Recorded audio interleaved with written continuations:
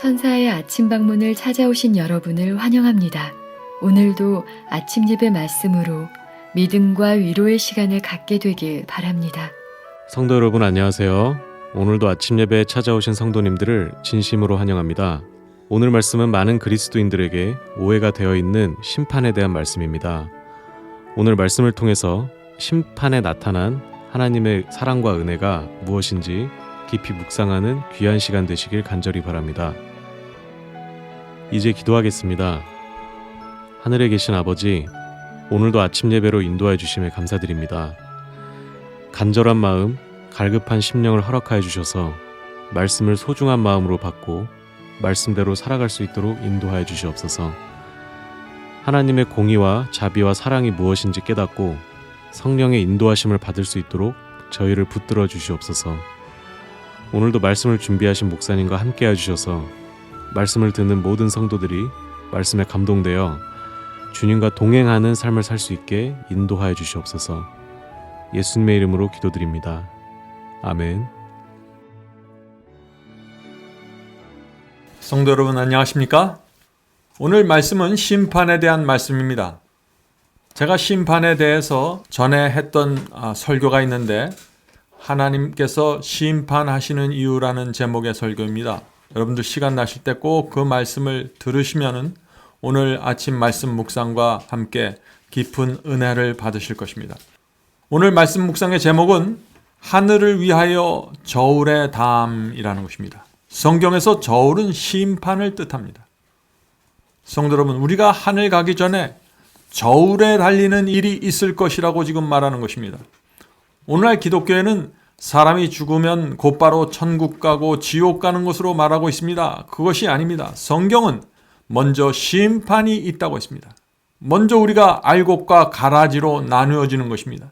그것이 심판입니다. 그 다음에 보상과 형벌이 결정되는 것입니다.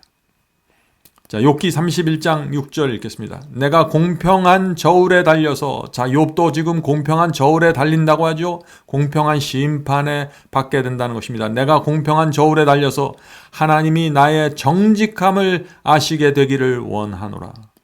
이 말씀은 정말 놀라운 간증입니다.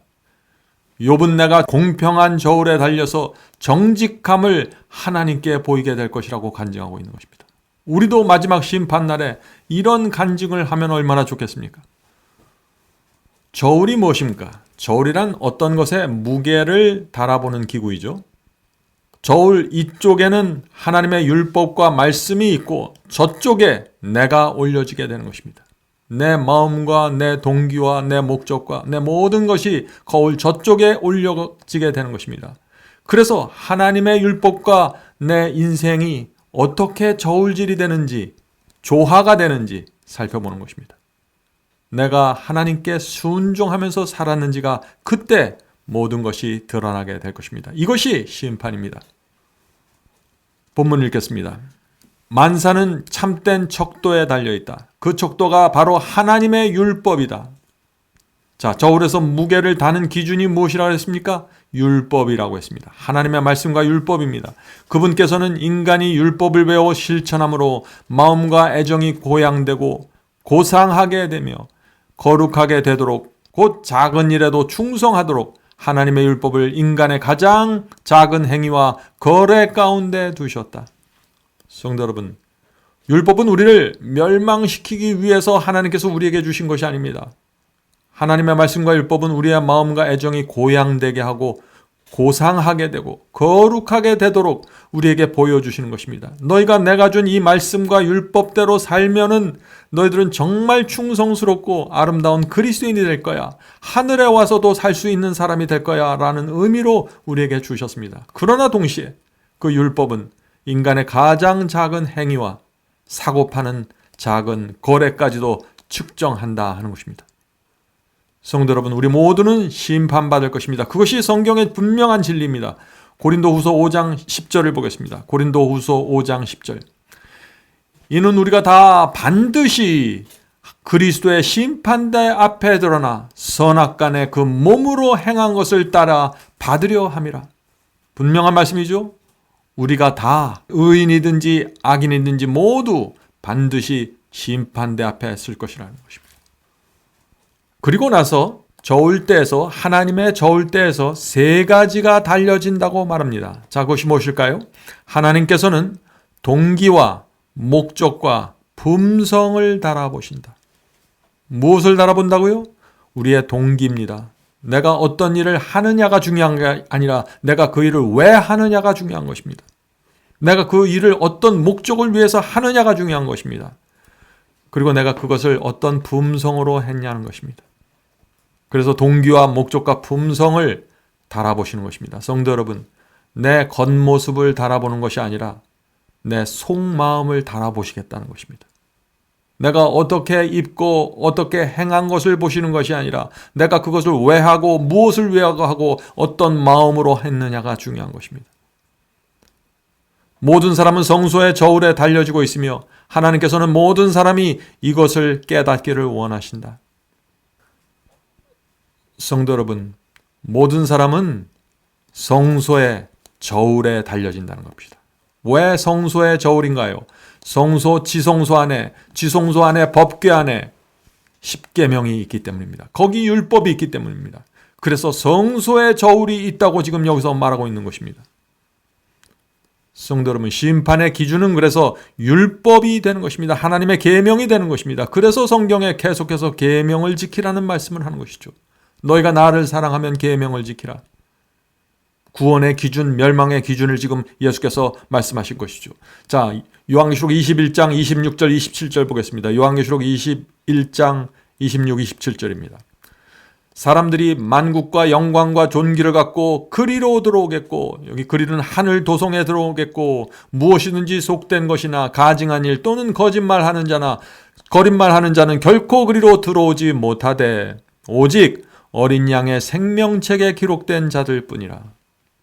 성도 여러분, 오늘 많은 분들이 믿기만 하면 하늘 도성에 들어가는 것처럼 말하고 있지만 그렇지 않습니다. 무엇이든지 속된 것이나 가증한 일 또 거짓말하는 자는 결코 들어오지 못할 것이라고 말하고 있어요.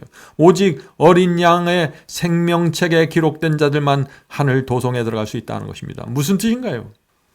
죄를 갖고는 하늘 도성에 들어갈 수 없다는 것입니다. 오직 하늘 생명책에 이름이 기록된 자들만 들어간다. 무슨 뜻입니까? 그리스도의 피로 죄를 사함받은 성도들, 죄를 범했습니다. 그러나 그 죄를 고백하고 그 죄를 다시는 안 짓기로 맹세하면서 그리스도의 피에 의지해서 죄를 사함받은 그 성도들이 하늘에 들어간다는 것입니다. 성도 여러분, 죄를 범해서 구원받지 못하는 것이 아닙니다. 죄를 범했을지라도 하나님 앞에 나가서 사람 앞에 고백하고 정직하게 회개하는 그 영혼들은 한 명도 빠짐없이 하나님의 저울대에 올라가서 넉넉하다라는 판단을 받게 될 것입니다. 여호와는 지식의 하나님이시라 행동을 달아보시느라.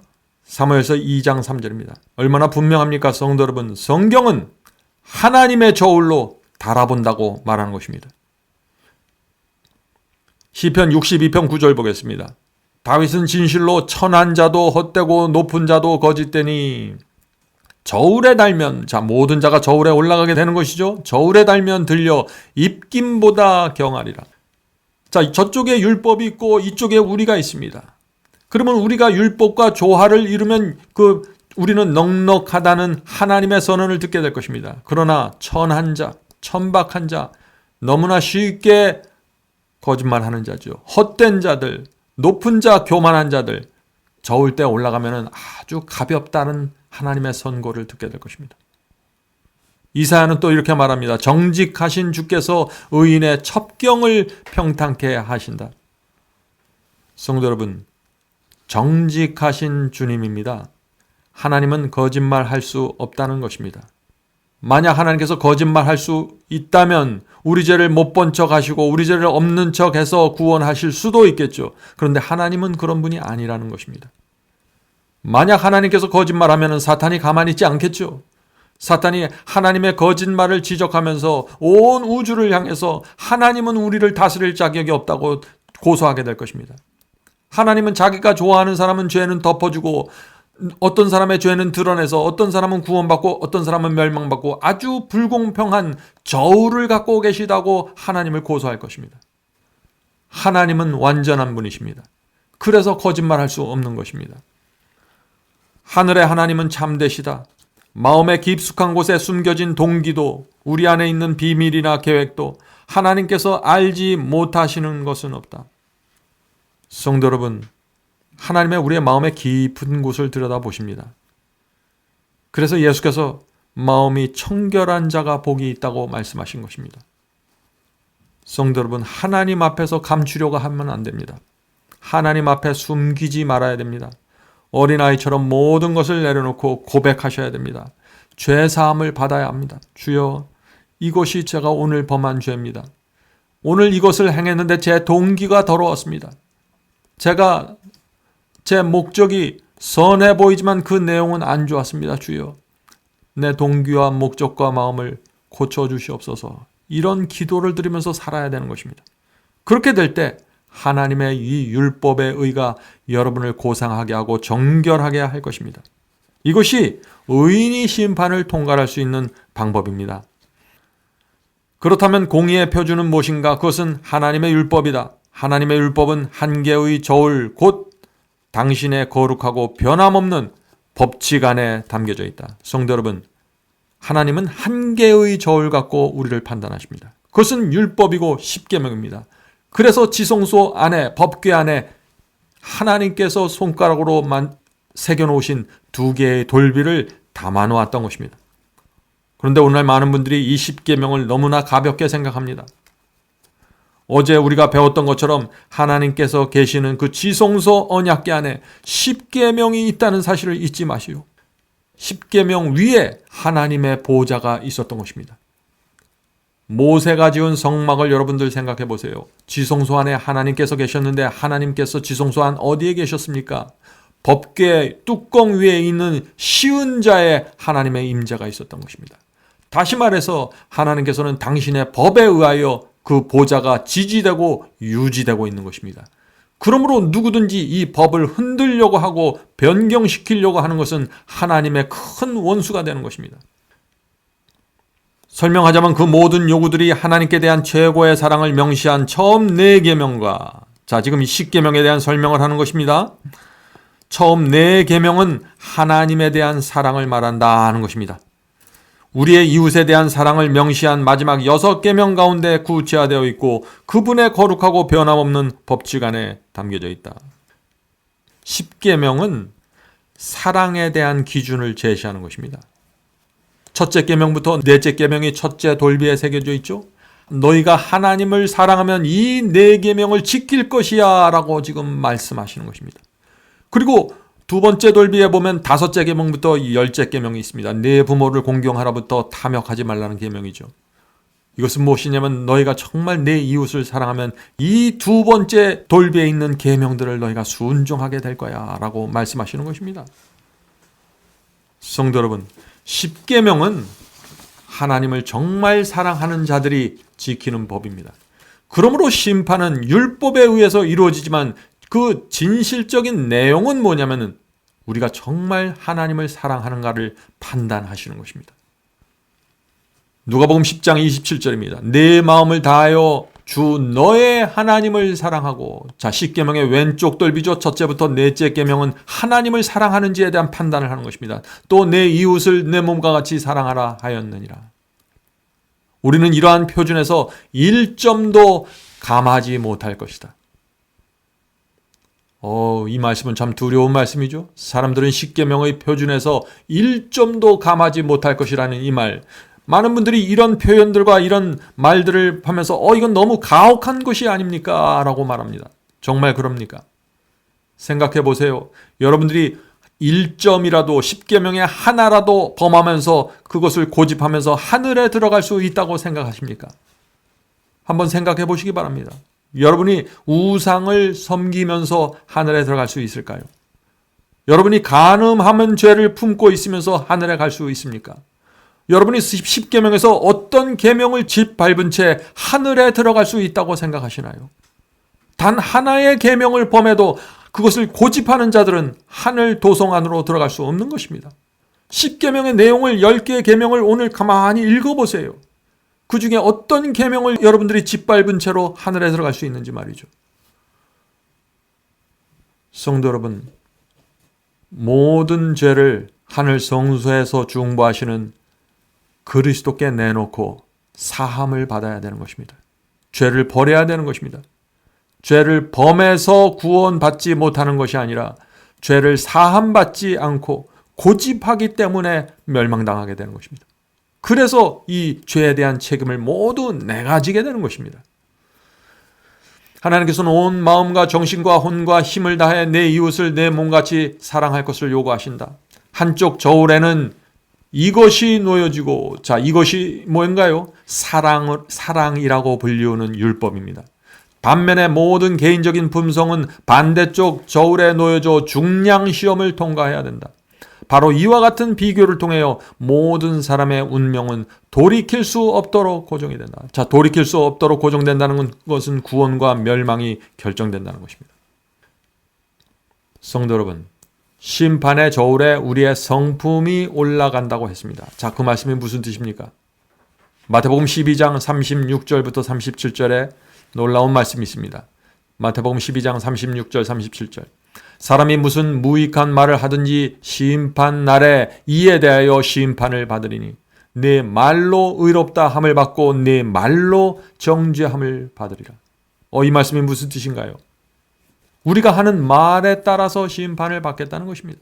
다시 말해서 내가 왜 그 말을 했는지, 내가 왜 그 사람을 그런 눈으로 바라보았는지, 내가 왜 그 사람을 그렇게 취급했는지 그 모든 동기와 의도를 보시겠다는 것입니다. 하나님께서는 우리의 실수와 우리가 모르고 범한 것들을 책망하시고 문제 삼는 것이 아닙니다. 우리가 의도적으로 알면서 그렇게 했던 이유와 동기를 물어보시는 것입니다. 심판은 우리의 겉행위가 아니라 우리의 마음과 동기와 의도를 보시는 것입니다. 그러므로 우리가 하나님을 신뢰할 수 있는 것입니다. 하나님은 우리에게 완벽함을 요구하는 것이 아니라 하나님께서는 우리에게 완전한 굴복을 요구하시는 것입니다. 우리가 알고 있는 선 안에서 말이죠. 성령께서 우리에게 가르쳐 주시는 선 안에서 말이죠.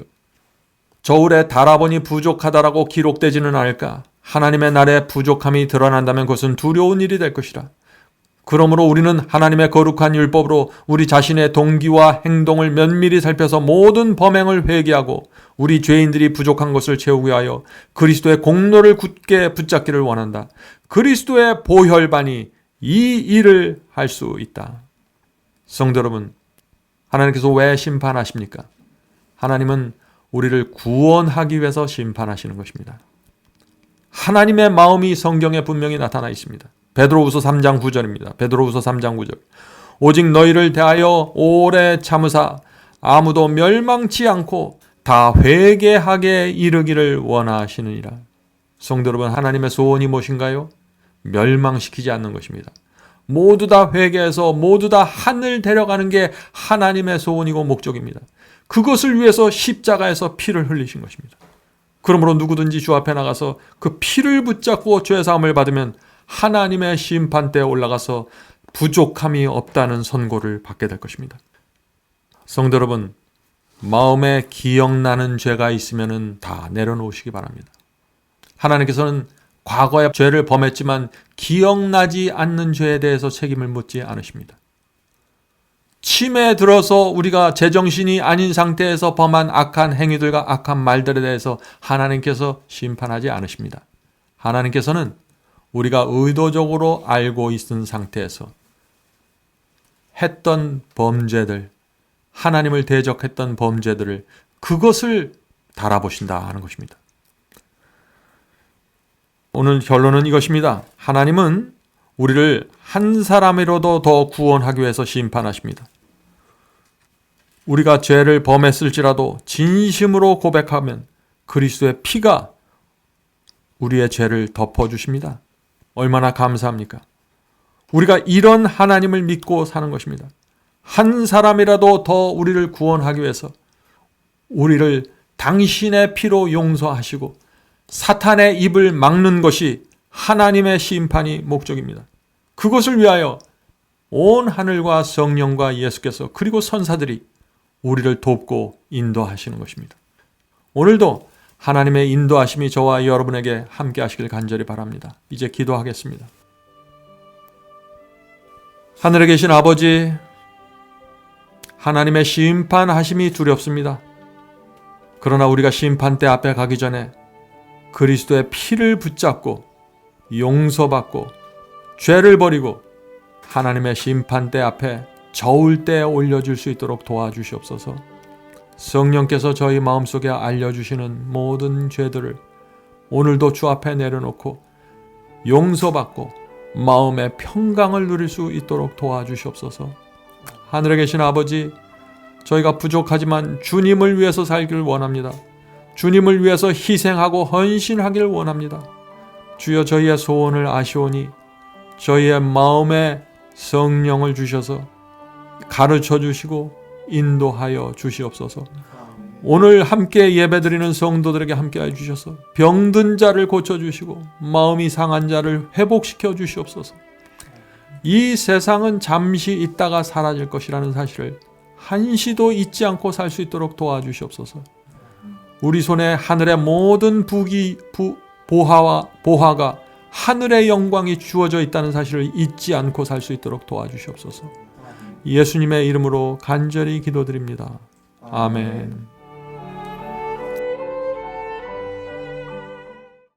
성도 여러분, 마지막 사명에서는 아침 예배 채널을 유튜브에서 별도로 운영하고 있습니다. 아침 예배 채널에서는 매일 새벽 4시에 예배 영상이 올려지고 있으며 특별히 아침 9시에 예배가 진행됩니다. 아침 9시 예배가 아침 예배 채널의 독특한 특징입니다. 원하시는 분들은 유튜브에서 아침 예배 채널을 별도로 구독 신청하여 주시면 저희와 함께 아침마다 예배 드릴 수 있습니다. 매일 아침마다 하나님의 말씀으로 저희 모두가 주 앞에 나와 예배 드리는 신앙으로 함께 나가게 되길 간절히 바랍니다. 감사합니다.